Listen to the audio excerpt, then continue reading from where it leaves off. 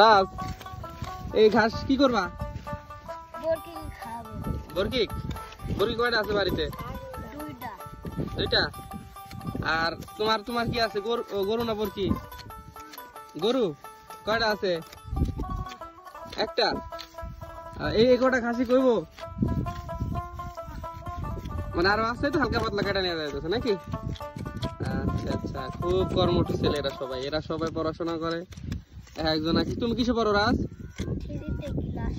Class 3-তে পড়ে। দেখেছেন সম্মানিত দর্শক, যে বয়সে আমরা যারা শহরে থাকে তারা সবাই একটা আদর যত্নে যেমন ভাবে থাকে আর কি, তাদেরকে বালিতে নামতেই দেয় না, কিন্তু আমাদের যারা গ্রামে বসবাস করে তারা শুধু বসে বসে খায় না, বরং তাদের সকল ধরনের কাজকর্মতে লিপ্ত থাকে।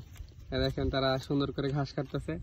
এই ঘাস তার বাড়ির কারো বাড়িতে ছাগল আছে, কারো বাড়িতে গরু আছে, তাদের এই গরুর জন্য কাটতেছে।